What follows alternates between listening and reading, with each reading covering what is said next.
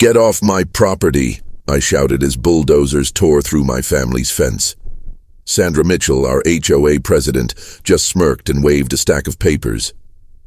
"This land is ours now, Collins." Little did she know my father and grandfather had set up a $10 million legal trap 50 years ago, specifically for this moment. The sound of splintering wood jolted me awake that morning. I ran outside in my pajamas to find bulldozers already demolishing our three-generation family property line.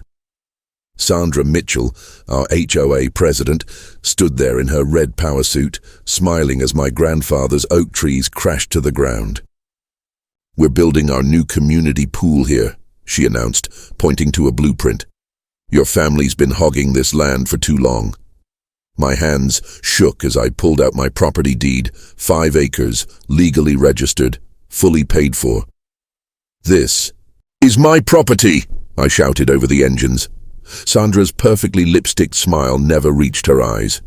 "Outdated paperwork," she dismissed, then physically shoved me backward. "Move or be moved." When police arrived, Officer Peterson merely shrugged after speaking privately with Sandra. "Civil matter," he said. I later learned his wife sat on the HOA Architectural Committee. As the bulldozers continued destroying my property line, my elderly neighbor, Mrs. Wilson, approached. "They did the same thing to the Johnsons last year. Sandra said their property lines were wrong too. This wasn't random. It was a pattern." That night, I discovered something in my father's papers that would change everything. A sealed envelope in my father's handwriting, marked "Open only if the land is threatened," made my heart race. Inside was a letter that changed everything. "Son, if you're reading this, the Mitchell family is making their move. They've wanted our water rights for decades. The 5 acres sit on an aquifer that supplies water to half the county. Under the property is a legal trap I've set, a water rights agreement that will cost anyone millions if they build on our land without permission." The letter explained how my grandfather had established a complicated water trust that granted limited usage rights to neighboring properties, but with specific restrictions about building near the aquifer access points, exactly where Sandra was now constructing her pool. Any unauthorized construction would trigger penalty clauses now exceeding $10 million due to inflation since the 1970s. I called our family lawyer, Mike Stevenson. "I need access to the county water rights registry," I explained, without Sandra finding out. Mike's voice changed when I mentioned the water trust. "Your father was brilliant," he whispered. "That trust document is legendary among property lawyers. It's ironclad. If Sandra's building where I think she is, she's walking into a legal nightmare." For the next week, I documented everything while appearing defeated. Sandra's workers poured concrete foundations, cutting down 3 heritage oak trees in the process. Each morning, Sandra would parade around in expensive workout clothes, supervising construction with a triumphant smile. "You should thank us, Collins," she said one morning. "Your property values will increase with such a nice community pool so close." I just nodded and continued recording everything on my phone. Meanwhile, Mike was quietly assembling our case.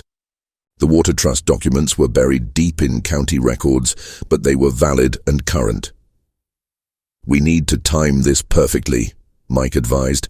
"Let her complete enough work to trigger the full penalties, but before they damage the aquifer access points." Sandra's confidence grew with each passing day. She started bringing potential buyers to see homes in the neighborhood, proudly showcasing the new community pool under construction. "We're becoming an exclusive community now," I overheard her telling a young couple. "Upgrading properties that don't meet our standards." Her eyes flickered toward my modest home with undisguised contempt. Tom, my neighbor, secretly shared HOA meeting minutes, showing Sandra had been planning this takeover for years. The Wilsons found old photographs, clearly showing my original property markers before they were mysteriously moved. Even Officer Peterson's wife anonymously sent documents showing Sandra had falsified committee approval signatures. One evening I witnessed Sandra holding an impromptu HOA meeting beside the half-finished pool. "The Collins property has been an eyesore for years," she announced to nodding board members. "This pool reclaims what was always meant to be community land." When someone asked about legal challenges, Sandra laughed. "His family's outdated paperwork won't stand against our new county-approved surveys." What Sandra didn't know was that the county clerk who'd approved those surveys was already cooperating with our investigation.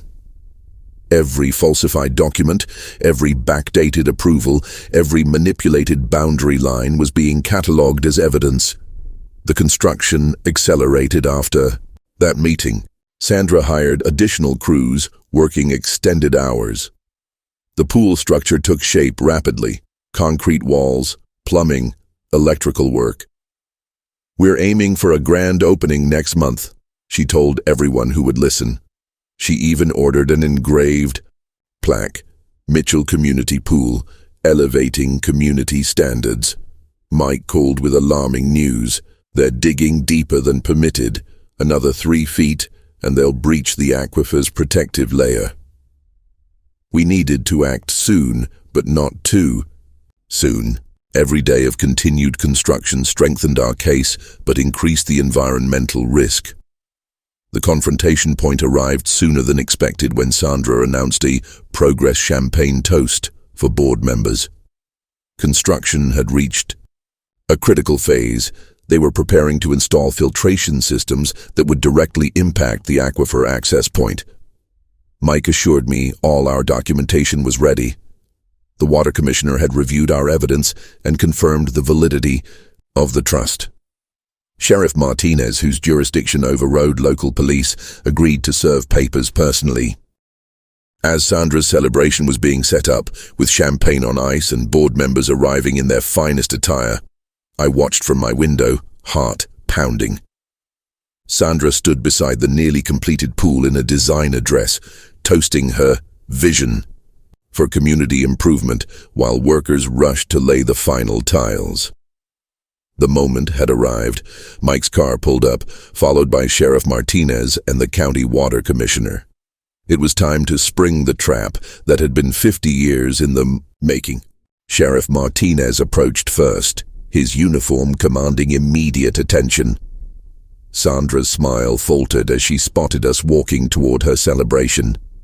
"This is a private event on community property," she called out, champagne glass raised defensively. "You need to leave immediately." "Actually, Ms. Mitchell," Sheriff Martinez replied, "I'm here to serve these papers." He handed her a thick legal document. "Construction must cease immediately pending investigation of property line disputes and water rights violations." Sandra snatched the papers, her perfectly manicured nails crumpling the edges. "This is ridiculous. We have all proper approvals and surveys." That's when the county water commissioner stepped forward. Sandra's face lost all color. "The water commissioner?" she whispered. "Ms. Mitchell," he said gravely, "initial testing shows your construction has breached the protective layers above the county's primary aquifer access point. This constitutes a direct violation of water safety regulations and the Collins Water Trust Agreement of 1973.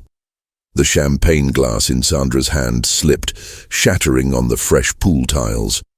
"What water trust? What are you talking about?" Her voice had lost its commanding edge. Mike projected the original county records onto a portable screen. "The Collins Water Trust is registered with both county and state water authorities. It predates the HOA by decades and supersedes any community development plans." Board members exchanged worried glances. Sandra's attorney frantically grabbed the documents to review them. His face fell immediately. "These appear to be legitimate," he muttered to Sandra. She shoved him away. "This is a bluff, a desperate attempt to stop progress." I stepped forward, finally ready to reveal my hand. My grandfather established a water trust on this property 50 years ago, I explained, loud enough for all board members to hear. The trust grants specific water rights to neighboring properties, but explicitly prohibits any construction within 50 feet of the aquifer access points, which is exactly where you're building this pool.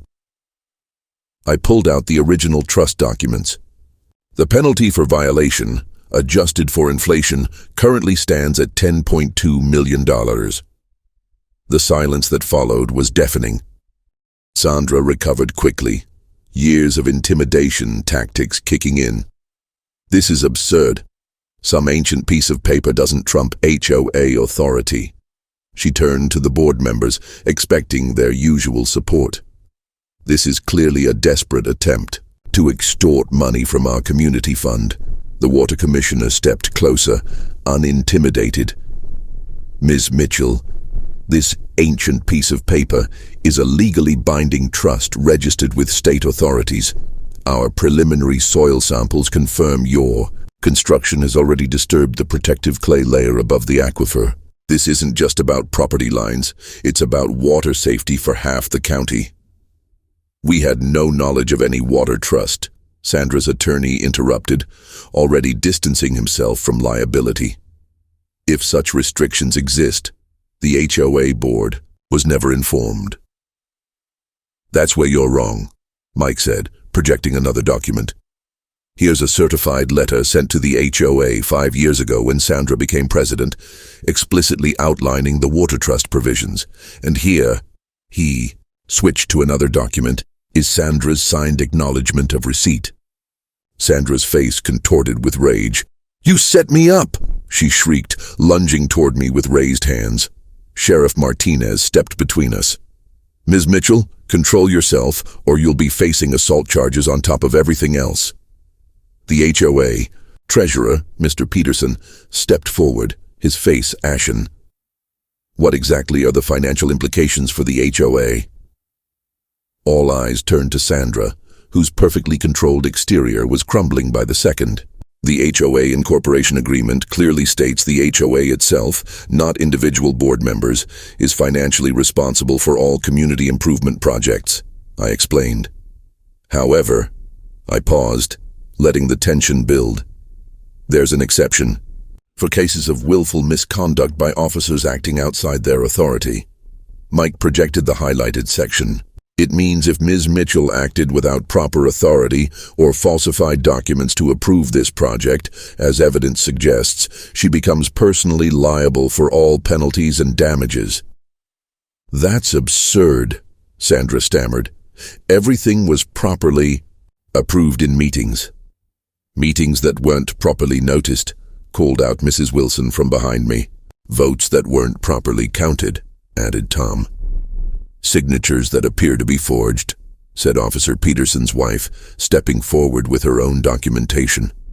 One by one, neighbors I hadn't even realized were watching came forward with their own testimonies of Sandra's tactics: intimidation, falsified documents, threatened fines, moved property markers.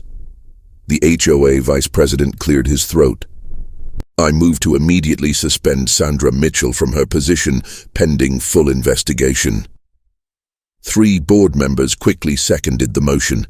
Sandra's attorney whispered urgently in her ear. She pushed him away. "You're all overreacting, though. Most we're talking about is a minor boundary dispute that can be easily resolved." The water commissioner shook his head. "Ms. Mitchell, the trust provisions are explicit. Construction on or near aquifer access points triggers automatic penalties of $250,000 in 1973 dollars. Adjusted for inflation, that's over $10 million today. Everyday construction continues increases the penalty by 5%. Sandra's composure finally shattered completely. "You can't possibly expect me to pay that. I'm acting on behalf of the HOA." Mike calmly held up emails from Sandra's personal account. "These instructions to contractors, sent from your personal email, specifically directed them to ignore property markers and accelerate construction despite multiple warnings. You acted unilaterally without proper board approval." Sheriff Martinez gestured to his deputies, who began placing official shut-off notices on all construction equipment. Workers quickly gathered their tools and left the site. "This isn't over," Sandra hissed, but her voice held none of its former authority. Board members were already huddled with their personal attorneys, frantically discussing their own liability. The most surprising moment came when Sandra's husband arrived, summoned by a panicked call from his wife. Instead of supporting her, he took one look at the documentation and turned pale. "You did what?" he demanded. "You built on protected water rights land after being explicitly warned not to." His real estate law background instantly grasped the severity of the situation. "They're bluffing," Sandra insisted, her voice rising to a desperate pitch. "Nobody enforces old water rights agreements. The state water authority absolutely enforces them," her husband replied, already pulling out his phone. "Especially ones protecting county water supplies during a drought."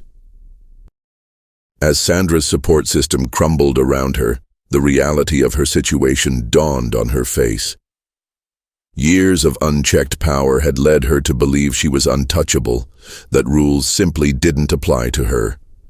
Now, surrounded by neighbors she'd bullied, and officials she couldn't intimidate, her empire was collapsing. "I recommend you cooperate fully with the investigation," Sheriff Martinez told her. "The prosecutor will take that into consideration."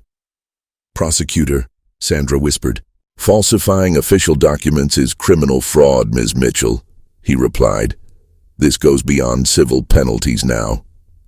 As the crowd dispersed and the celebration turned to chaos, I stood at my property line, watching workers dismantle the construction that had threatened my family's legacy. Mike placed a hand on my shoulder. "Your father would be proud," he said quietly. "His foresight saved more than just your land." Sandra was escorted to her car by her husband, her designer dress stained with champagne, her perfect composure shattered beyond repair. As she passed me, she stopped briefly. "You planned this all along," she accused, her voice breaking. "You let me walk right into this trap." I shook my head. "I tried to stop you from day one, Sandra. You were just too busy bullying everyone to listen." The following weeks transformed our neighborhood. Sandra was removed as HOA president and faced personal liability for $4.3 million in damages, with HOA insurance covering the remainder. She was forced to sell her showcase home and luxury cars. The county filed criminal charges for document falsification and fraud. Last I heard, she'd moved to another state, telling someone at the grocery store. How was I supposed to know some old farmer had set a legal trap 50 years ago? 1 year later, our community is unrecognizable.